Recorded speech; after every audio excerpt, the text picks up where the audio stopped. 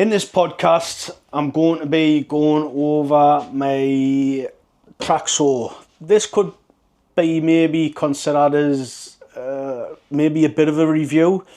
So you could think of this as a hand tool woodworker coming over to the dark side, so to speak.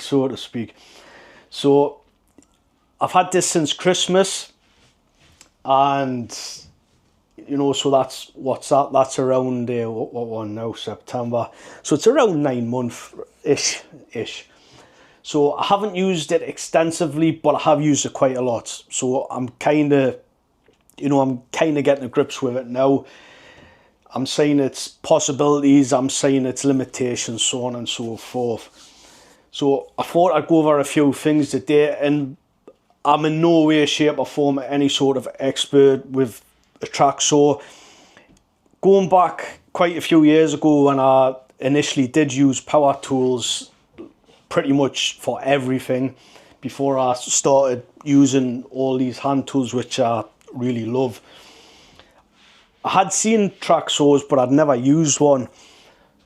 And I think one of the reasons why I never actually used one was at the time they were very, very expensive, and they've remained very, very expensive. So this guy here, this is the TSC 55 Keb. It runs on two 18-volt batteries. So these are 5 amp hours each.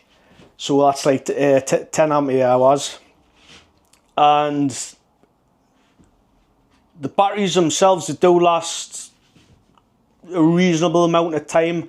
I think if you're, maybe a kitchen fitter, or I don't know, you fit wardrobes for a living, I'm guessing, and from what I've seen video wise, you're probably going to have one of these and a corded one, I'm guessing, and obviously what I've seen. So this, when I bought this, I did actually buy this.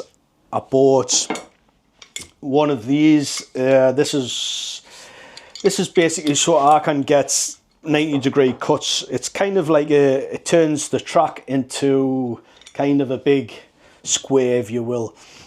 So I bought that. I bought two, I think these are 4 foot, 2 4-foot tracks, and I also bought a smaller one, wherever it is. So the smaller one's about, yay height, it's about 3 foot, something like that.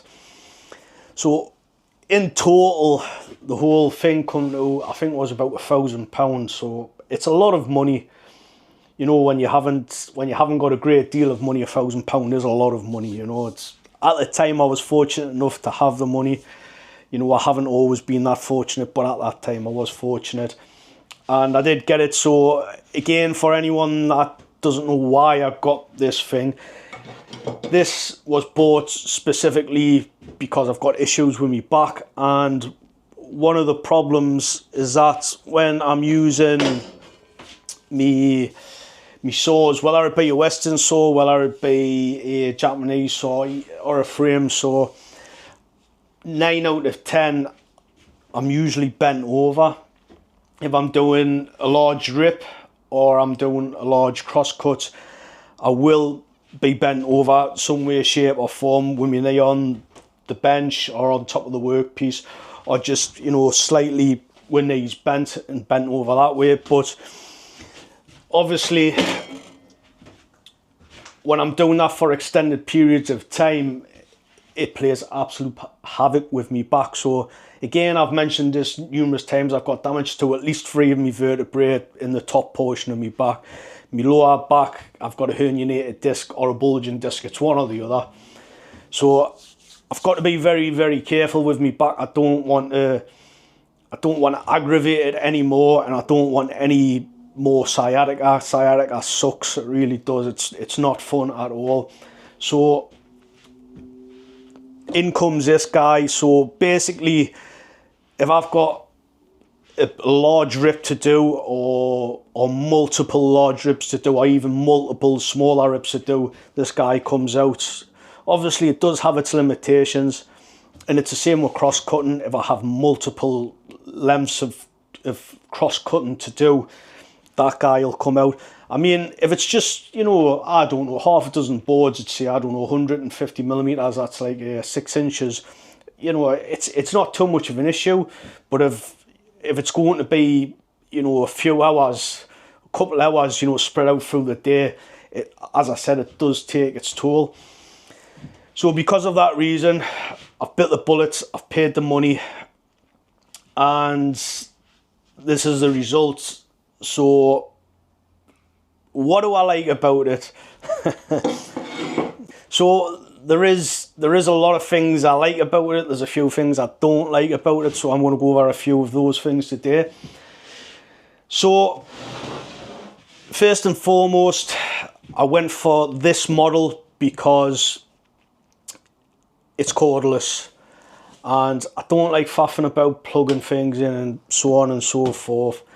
And obviously in the last couple of years I've kind of gotten into me solar panels, you know, kind of lithium batteries and whatnot. If you think they're good or bad, it's irrelevant, because that's kind of an interest I've taken interest in. So that was one of the things that swayed us to this.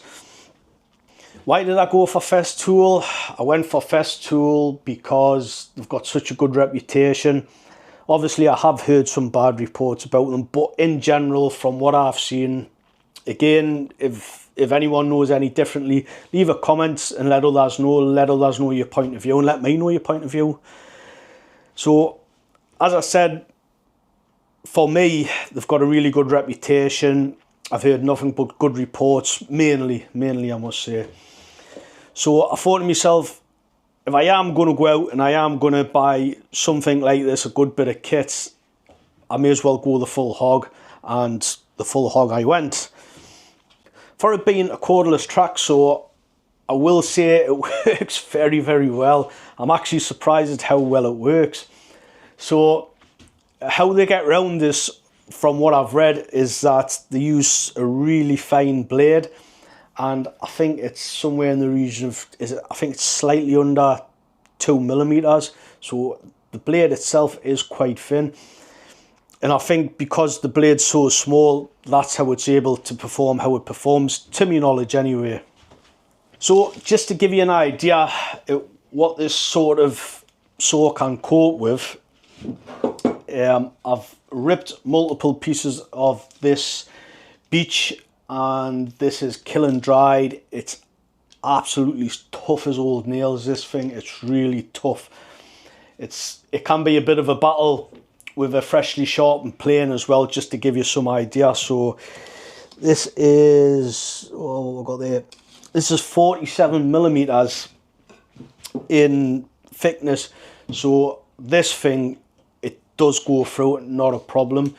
You do have to take your time. You can't just rip it through. But I think even with a table saw, you'd have to take your time with a table saw with this sort of thing. You'd want to do that anyway. I don't think you'd want to be just, you know, firing anything through, you know, anything with sharp blades on it that's got the potential to chop your fingers off. You really do want to be taking your time and being careful about things. But as I said, that will go through that beautifully.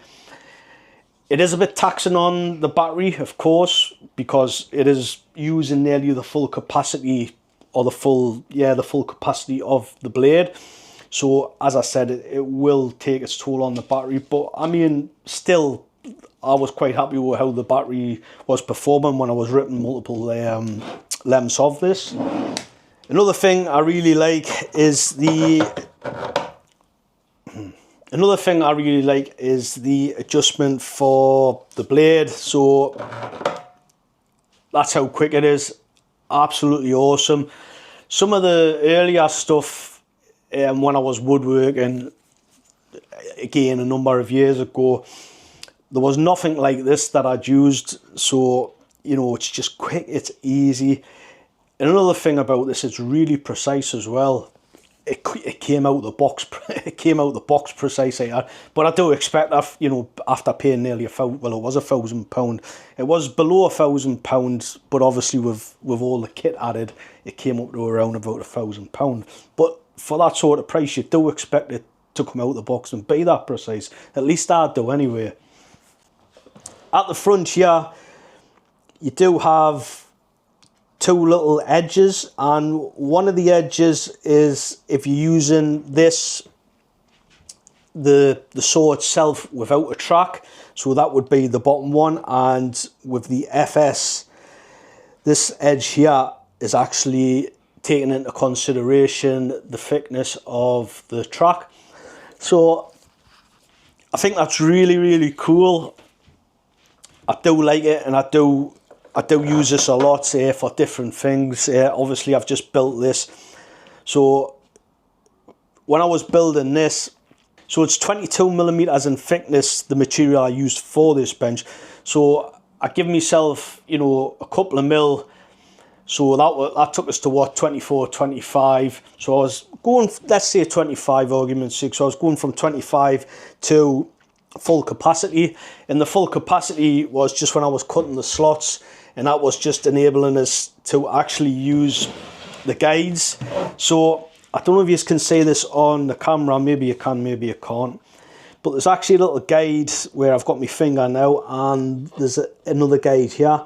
So basically, when the saw's at full capacity, or the saw blades at full capacity, full depth if you will, this is a guide for the back, and that is a guide for the front. So basically, if you've had a bit of a plunge, if you've plunged in like I had to for these sections here, for the slots, I've plunged in, I can basically line up where I need to start, and then I can push forward, and obviously when I get to the end points, I just need to get that section at the front lined up with the end point or the pencil line, let the saw come back up, let the trigger go. So it's as easy as that.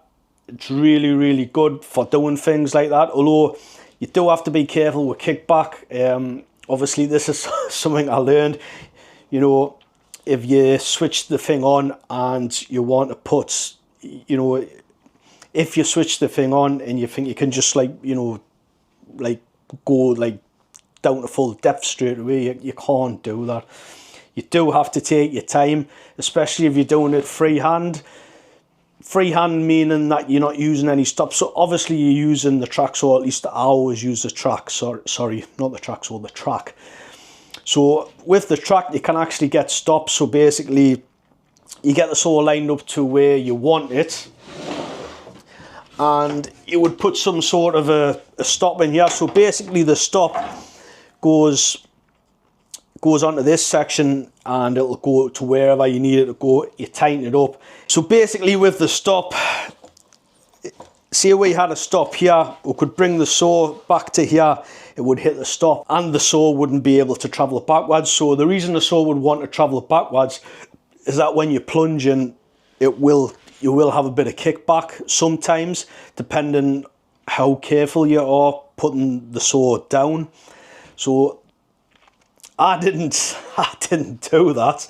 I did, however, take my time when I was going down. I was using my hand grip again. Maybe I shouldn't have been doing that, but I did, and I took my time with it, and I found that it worked really, really well.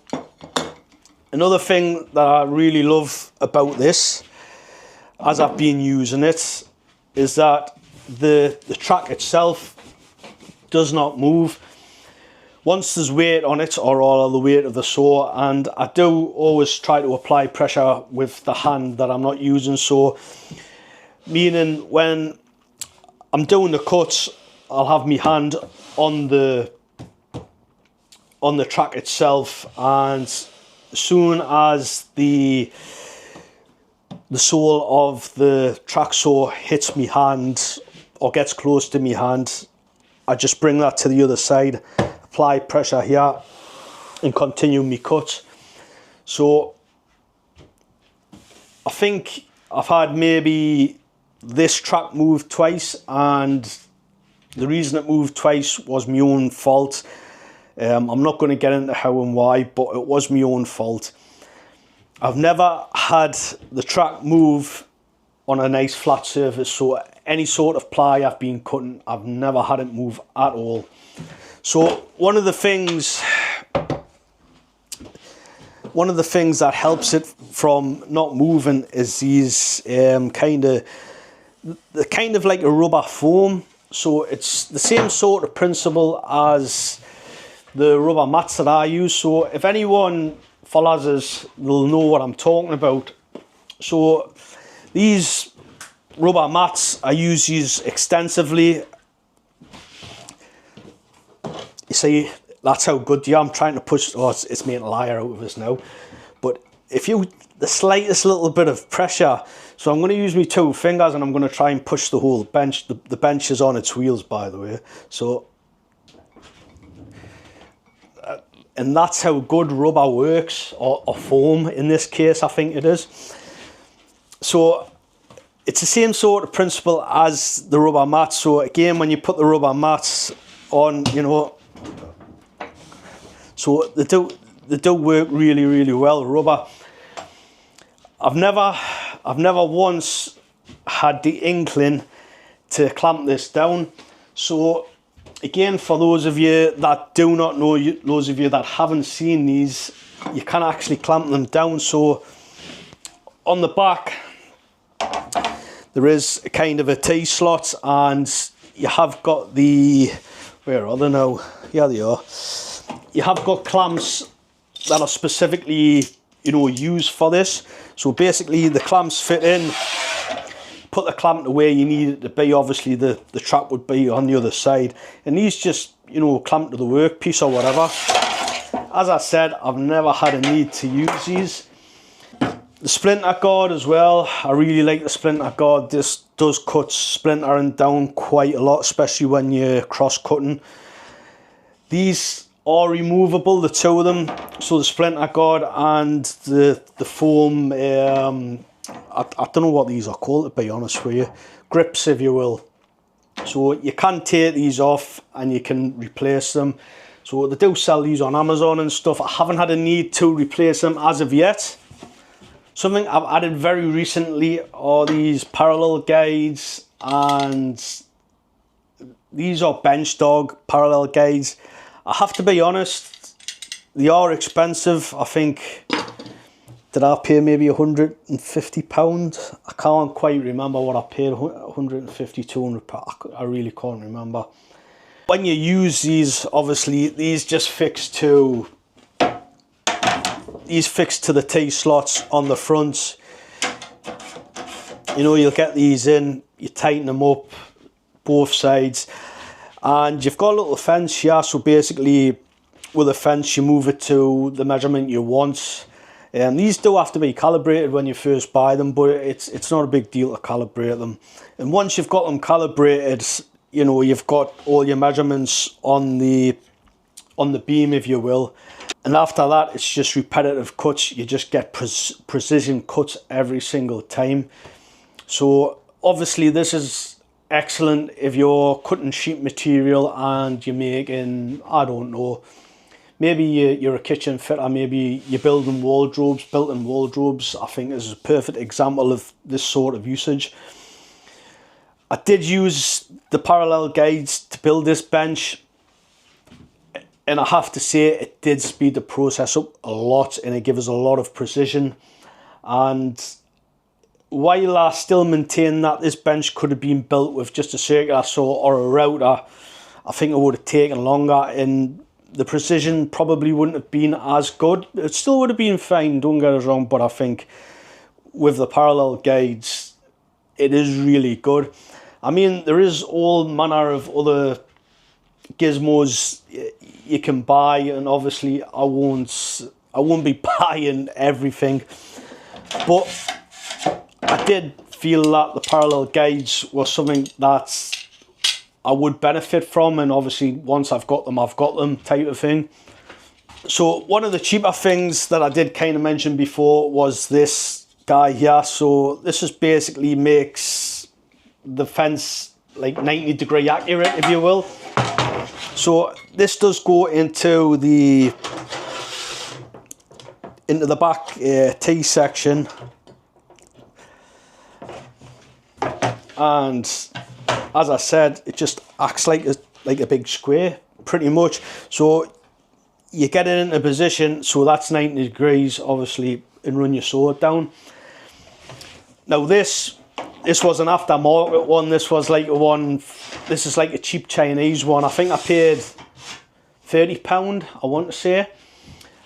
And I have to be honest, it's bang on. It is precise, you know. So sometimes I think Chinese equipment, it gets a really bad name. And this comes from Fonson. I want to say Fons, if I'm pronouncing that right. Fonson tools. So I have to say, I haven't had an issue with it. It is 100% 90 degrees. So I think they do get a bit of a bad rap sometimes, but in this particular case, you know, it's really worth getting one. As I said, it's precise, and that's all I want. Something else I did spend money on with this was this little I don't know what these are called. Fast fix cover for the festool. This was off Etsy, I think. Some guy was making them on Etsy, so 3D printing them. And the reason that I got this, again, for those of you that haven't used one of these, I got this to keep the dust down. So obviously I'm in a very small space and I want to keep the dust down as much as possible. So obviously when I'm using the bag and I didn't have this on, there was quite a lot spewing out of here. So once I put the saw hole cover on, if you will, what a difference, what an absolute difference. And you know, that kind of leads us on to the bag. So this comes with a dust extraction bag, and again, in the past, I'm going back a lot of years now, I might be going back nearly, I don't know, 15, 20 years, whatever it is, when I was using power tools, and the power tools I had were sort of like dust extraction bags like this, were crap. They were really, really, really crap. And I'm not exaggerating, that's how bad they were. I have to admit, I am pleasantly surprised with how much dust this picks up. Obviously, you still have the issue with the fine dust in the air, which does the harm to your lungs. So that is still an issue in here. So what I have to do is, what I do is I leave the door open, or try to leave the door open as much as possible, depending on the time of day and obviously the weather. And I've been using a dust mask. So it is still an issue, but if I'm only doing a couple of rips with it, sometimes I may not bother. But if it's going to be repetitive, obviously I'd be an idiot not to wear a mask. You know, you've got to look after your lungs, and unfortunately some of the wood that we do use as woodworkers can be quite toxic to a body. The fine dust can be. So that leads us into a few of the things I don't like about this. So with keeping with the dust, I do not like wearing dust masks. I absolutely hate wearing dust masks. It annoys us to no end, and I understand why I've got to wear one, but that doesn't make any difference to me. That I just don't like them. I feel uncomfortable. I really struggle to breathe in one of these. Don't like it at all. So that for me is one of the pet hates that goes with, not just with this power tool, but with a lot of power tools. And it's a shame. It's a shame that something else can't be done. other than other than me going out and paying more money to get some sort of an extraction system, which, to be honest, I have thought about doing. I did think about buying one of the festool little vacuums extractors, so maybe I will, maybe I won't, but I don't know if I can justify it, because at the moment, power tool wise, and I've got no intention of buying any more power tools. Like, what I've got is enough for me. So at the moment, I have got the track saw, I've got a electric sander, I've got a router, which I never ever use, and I've got a drill, and that is it. And I really don't see myself going out and buying any more stuff. I really don't. So I don't know if I could justify going out, and I don't know what they are now. I think the festool extractors are like maybe £500-ish, something like that.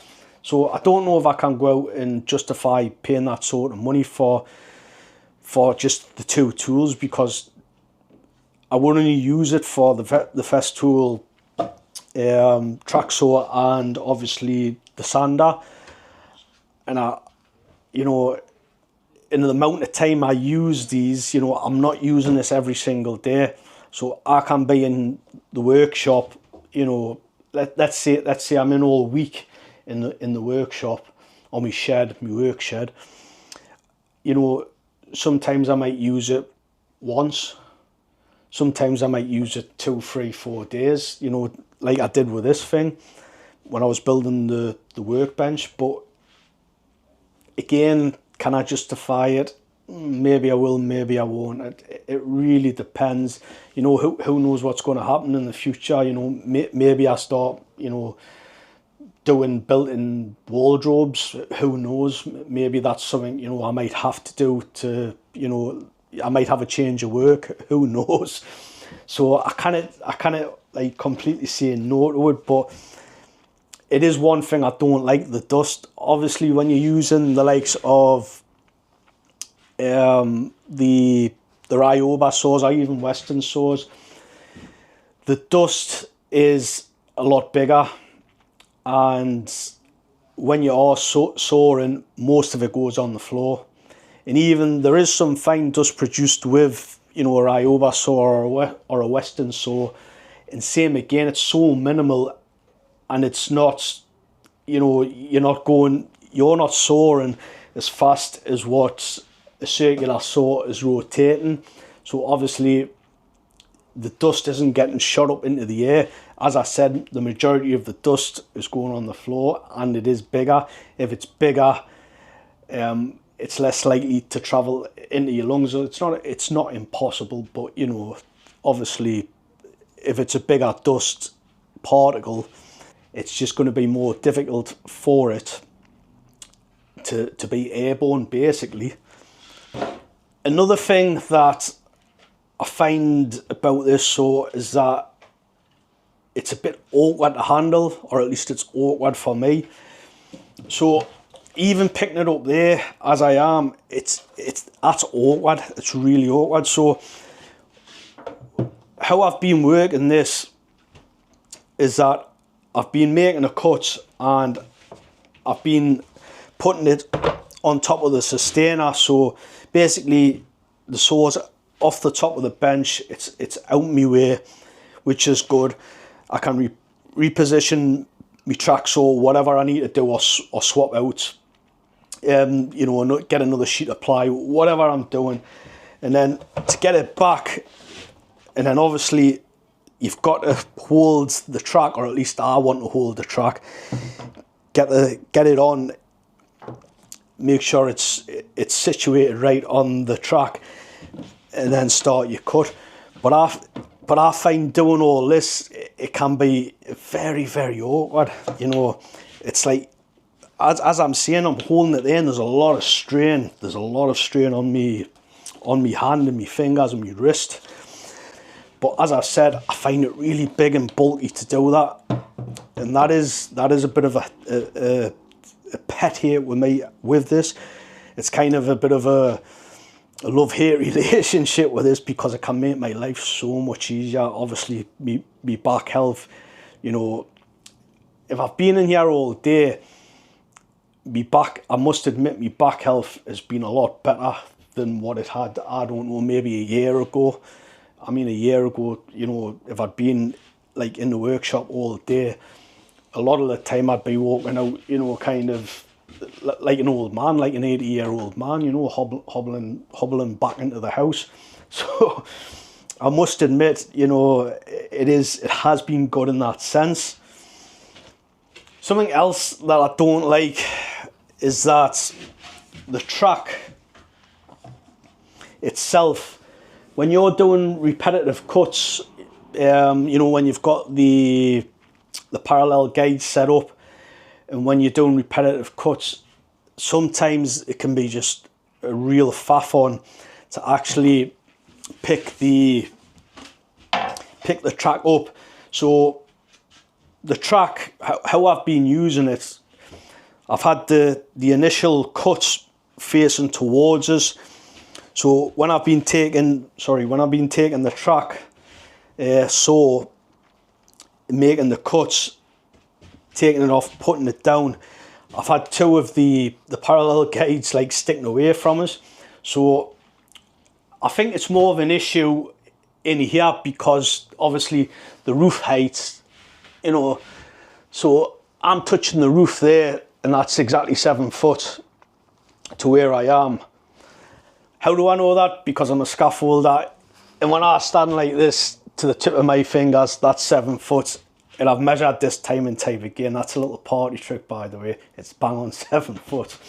But as I've said, so when I'm picking this up and I'm kind of tilting it, so when I'm tilting it like this, I've got them two parallel guides there. So what I've started doing is when I pick it up and then I've got to kind of, you know, twist it so the parallel guides are pointing down, and I've got to bring it back, and then I'm storing it against the bench, line it against the bench. As I said, that's more of a me problem or a space problem, because obviously there's not a lot of space in here. Maybe I will get a little bit better, a little bit more organised with things, but overall, I do like it. Would I recommend it? I would. I have to be honest, I would recommend it. If you're a hand tool woodworker like me, and maybe you're getting on a bit, maybe you've got a few injuries, like I'm full of injuries, let's not go there, but you know, maybe you've got issues with your back, same as myself, shoulders, elbows, things like that. I think something like this is going to be a good investment for yourself.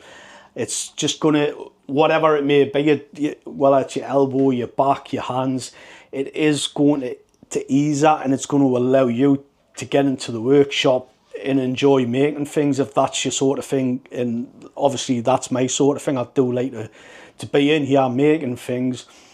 You know, it's a real good way to pass the time, in my opinion anyway, and that's why I do what I do. Obviously, I still use all my saws, I still use all my hand tools again because I love it and I'll always use them. But going back to the saw, I think it's a really good investment. And would I recommend that over a table saw? I would. I've used a table saw. I had a table saw for a number of years, and personally for me, I think that's better. It just is. I'm not going to get into any sort of debate with anyone about it. In my opinion, I just find that better than a table saw. Don't get us wrong, I do understand it has its limitations. At the same time, there is a lot of ways to get around those limitations, building jigs and clamping stuff to the side of benches and so on and so forth. Again, I'm not going to get into that today because I don't really feel that I'm qualified enough to get into some of that stuff because I haven't been using it long enough. So what do you guys think? Do you think it was a good investment? Would you guys go out and get one? you know, or rather than that, would you forego that and go out and get some other tool because of maybe some injuries you have? I'd be interested to know in the comments, so leave a comment, and until the next time, I shall say and speak to you guys later.